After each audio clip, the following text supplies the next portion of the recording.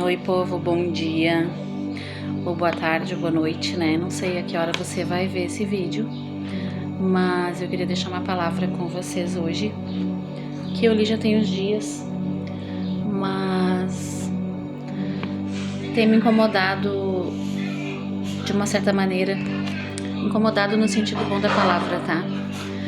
De eu trazer para vocês como uma palavra de direcionamento, né? Uma coisa que aconteceu comigo e eu quero trazer para vocês. Não, a palavra não diz respeito a mim, diz respeito a Deus, mas vocês vão entendendo no andar da carruagem, tá? Eu vou ler aqui. Ezequiel 20, 2 e 3. Eu li todo o capítulo, mas eu vou ler só o 2 e o 3, porque é muita coisa para ler. São 44, 48 versículos, 49. Então é muita coisa para ler, por isso eu vou ler só o 2 e o 3. Então veio a palavra do Senhor a mim, dizendo: Filho do homem, fale aos anciãos de Israel e diga-lhes: assim diz o Senhor Deus: vieram me consultar? Juro pela minha vida que não me deixarei ser consultado por vocês, diz o Senhor Deus. O que aconteceu aqui? Depois de um momento assim de rebeldia,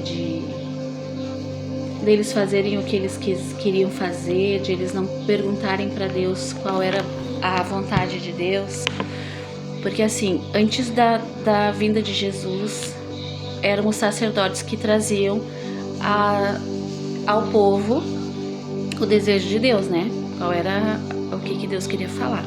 Então as pessoas procuravam os profetas para falarem com Deus, para ouvirem a voz de Deus. E naquele dia, Deus estava tão irado com a rebeldia do povo, que tomaram decisões por conta própria, fizeram o que queriam e não perguntaram se era aquilo que deveriam fazer, que no dia que eles decidiram ir, depois que deu tudo errado, eles decidiram aparecer e perguntar, né, através do profeta. E aí Deus vem com a resposta, né? Tipo assim, agora vocês lembraram que tem um Deus, agora lembraram que essa não é a minha vontade para vocês, que não era assim que eu gostaria que acontecesse, que a minha vontade é boa, perfeita e agradável, que toda vez que vocês fizerem a vontade de vocês sem me consultar, as coisas vão dar errado, porque nem ouvido ouviu, nem desceu ao coração do homem, nem olhos viram, diz a palavra, tudo que Deus tem para nós que o amamos. Então, se nós o amamos, nós precisamos obedecer, né? E por que eu falei que aconteceu comigo? Porque eu tomei algumas decisões, posso falar de mim, né? Dos outros eu não posso, porque eu não sei, a vida de cada um cabe a cada um, né? E o que aconteceu na minha vida? Eu tomei algumas decisões das quais eu me arrependi. E no momento da decisão eu não pedi permissão para Deus, eu não perguntei se aquela era a vontade dele para mim, se ele estava naquele negócio, sabe? Se era aquilo mesmo que eu deveria fazer. E aí o que aconteceu? Deu tudo errado. Então eu me fechei no meu quarto e clamei por Deus, né? Porque daí na hora do aperto a gente lembra de Deus, assim como os anciãos fizeram aqui. E aí quando eu pedi para que Deus falasse comigo, ele me mostrou que ele estava bravo comigo, assim como um pai fica bravo com o filho quando faz as coisas erradas. Deus, como nosso pai, também, né, nos pune de uma certa maneira. E aí ele falou: agora tu veio me perguntar as coisas? Agora tu lembrou que existe um Deus no céu que te cuida, que te guarda, que te ama, que quer o melhor para ti? Agora tu queres a minha opinião? Nossa, aquilo foi assim como uma facada no meu peito. E eu tô há dias assim mastigando essa palavra, aprendendo com ela, né? E daí eu escrevi algumas coisas aqui que eu quero passar para vocês, porque acaba que engloba, né, bastante coisa, fala de muita coisa, né? Eu vou ler aqui para vocês. Ezequiel 20 nos resume a história da rebeldia e idolatria de Israel com a misericórdia e fidelidade contínua de Deus. Por quê? Porque o povo se rebelava, fazia errado, mas Deus sempre tinha misericórdia deles, sabe? Deus dava ali um tempo de punição, vamos dizer assim, botava no cantinho do pensamento, e depois ele vinha e regozijava, dava salvação, dava livramento, tirava dos cativeiros. E é isso que Deus faz conosco até hoje. Assim como nos dias de hoje, o povo fazia o que queria e ia contra todos os mandamentos de Deus, e quando as coisas apertavam, iam aos profetas para ouvir o que Deus tinha a dizer através deles.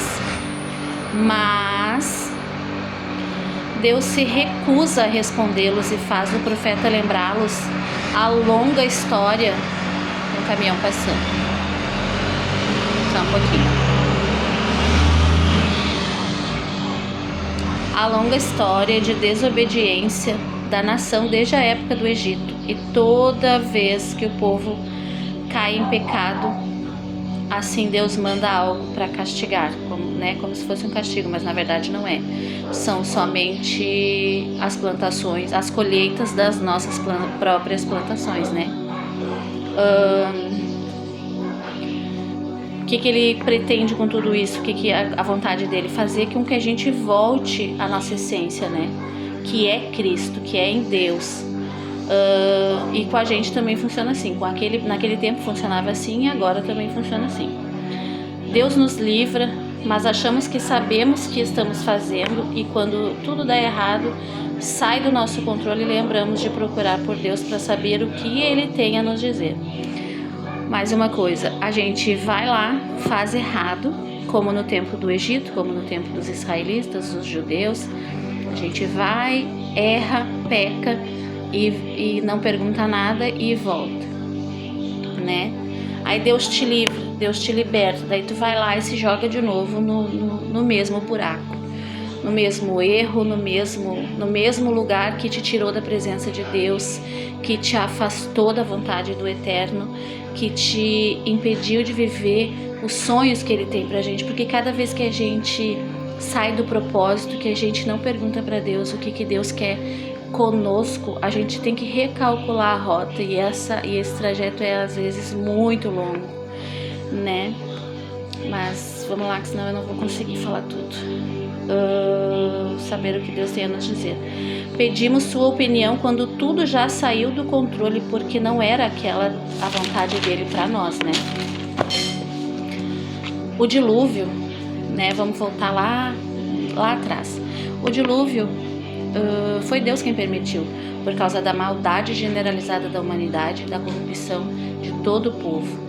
A destruição de Sodoma e Gomorra foi pelos mesmos motivos, e por alguns a mais ainda. Além da corrupção e da maldade, eles eram violentos e praticavam injustiças sociais e se recusavam a seguir princípios éticos.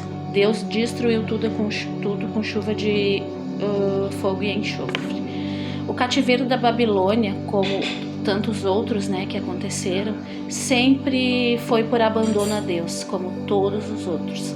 Abandonaram a Deus, não pediram a opinião de Deus, se era para fazer aquilo ou não, né? Prática de idolatria, desobediência, abandono da aliança, derramavam sangue inocente, ignoravam tudo que Deus mandava dizer pelos seus profetas, né? E havia uns profetas que diziam, não façam isso, não façam aquilo, mas as pessoas não acreditavam, né?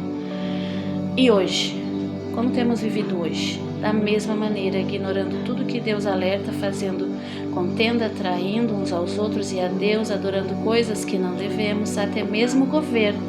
Nos vendemos por pouco, deixando de lado valores inegociáveis como a nossa família. Provérbios 29:2. Quando o justo governa, o povo se alegra, mas quando os ímpios dominam, o povo geme. Que essa palavra traga clareza à tua mente e direção para os teus dias. Amém.